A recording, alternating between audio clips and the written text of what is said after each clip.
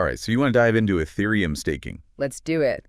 Today's deep dive is going to be wild. It sounds good to me. Because we're not just talking about, like, the what and the how. We're going deep into the why. I like it. The why is always the most interesting part, right? Right. And who better to take us there than a founder who went from, well, classroom clickers to building a decentralized staking protocol. That's quite the pivot. I'm intrigued. Yeah, you're going to love this.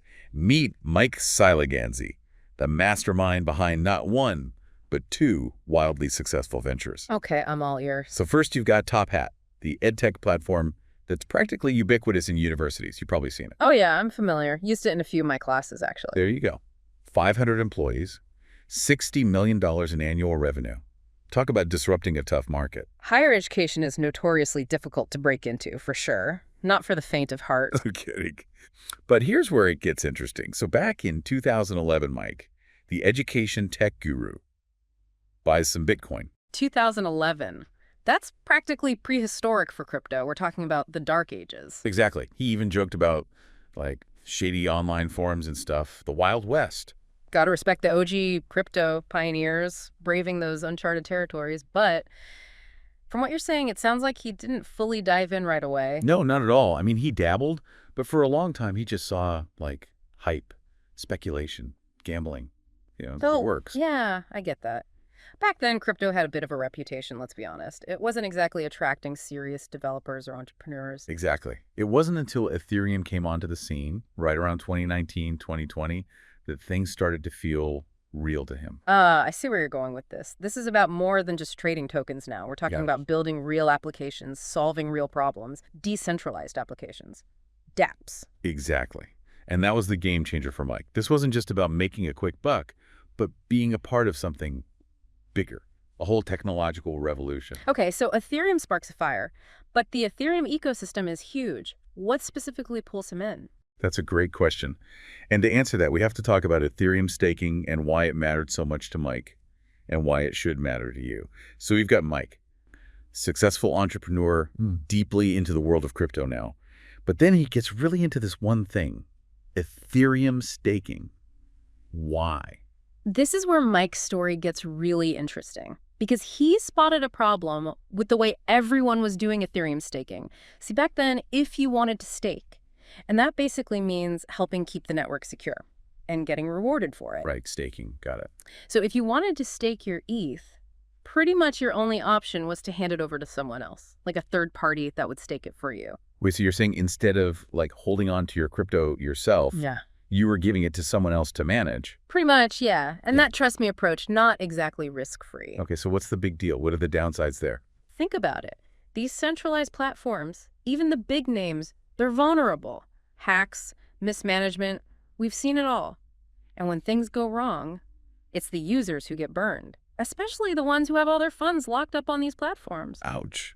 Yeah, that's not a risk most people would be comfortable with, let alone someone like Mike, who's built his career on taking calculated risks. Exactly. And this is where Mike's entrepreneurial instincts kick in again. He's always been a huge advocate for self-custody. Self-custody. This idea that you should have total control over your assets, your keys, your crypto, it's your responsibility. So he sets his sights on building a solution that solves this whole custody problem, something that puts users back in control of their Ethereum staking. And that's Ether.fi. I've heard of it, but lay it on me. That's it. Ether.fi is Mike's brainchild. It's a decentralized liquid staking protocol. The whole point is you earn rewards for supporting Ethereum, but you don't have to give up control of your assets to do it. Okay, sounds amazing and all. You're going to have to break that down for me.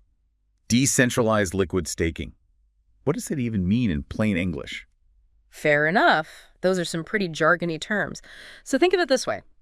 With Ether.fi, you're not handing over your ETH to some random company. You hold onto your private keys.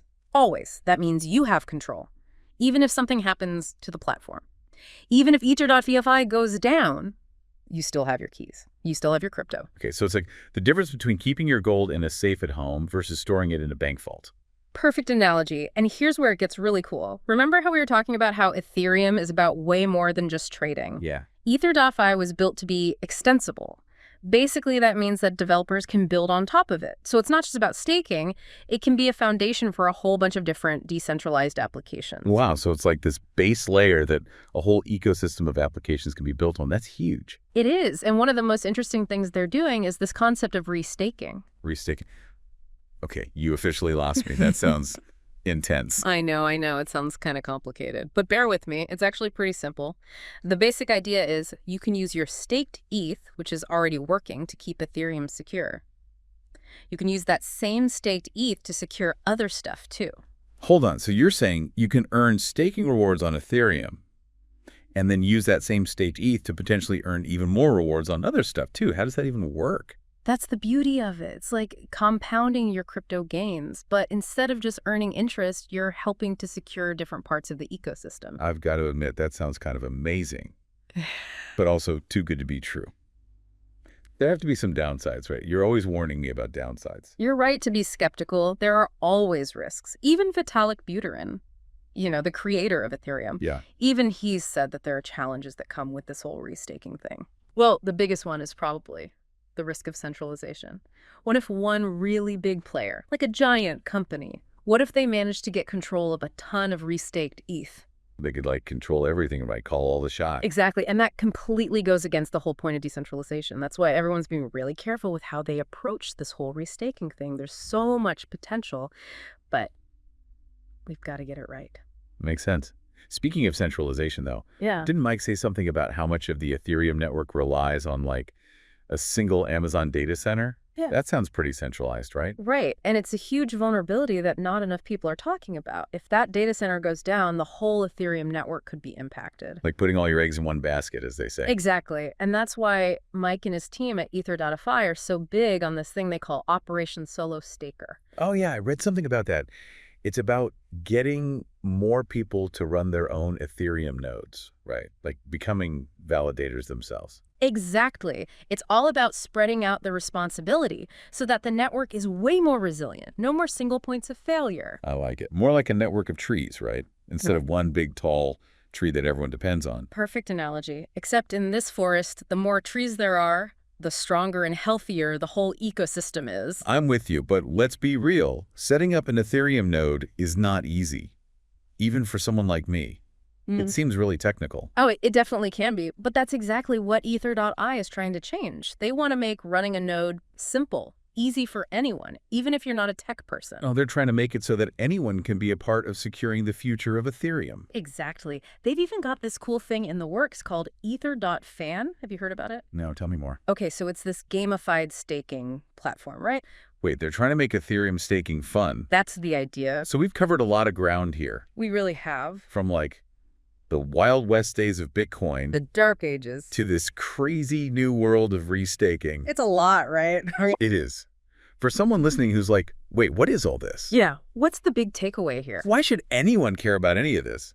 Honestly, I think Mike's story shows how important all this is. Like you, me, everyone listening, we all have a say in how all this plays out. It's not just for the tech people anymore. No way. This is about building a whole new financial system, one that's open, secure, and where people actually have control over their own money.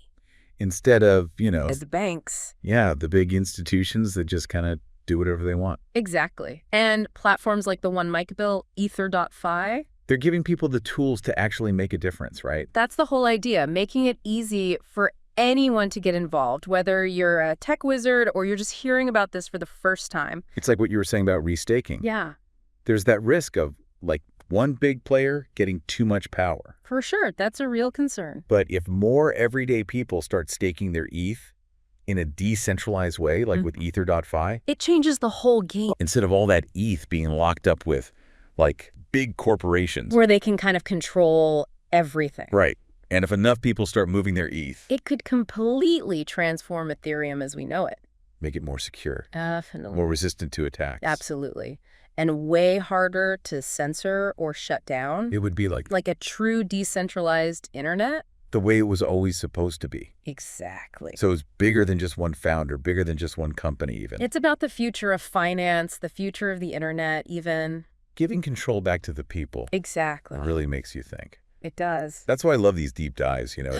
You start with one thing, Yeah. and then it just unravels into this whole bigger conversation. It's about connecting the dots, right? Yes. Yes. It's like, what if we actually could create a better future? Not just imagine it, but actually build it. Exactly. And it all starts with understanding these tools. Platforms like Ether.fi, even if you've never heard of them before. It can seem complicated at first, but once you get it, It's actually pretty simple. that's the beauty of it, and that's the first step. That's what this whole deep dive has been about. Getting people informed, getting them engaged. And hopefully inspiring them to take action. Exactly. Because the future, it's not something that just happens to us. We actually get to build it. We do. I love that. Me too. That's a great place to wrap up, I think. I agree. It's been a wild ride. As always. From classroom clickers to, well, the future. You never know where you'll end up. That's the beauty of it. Until next time. Keep those brains buzzing.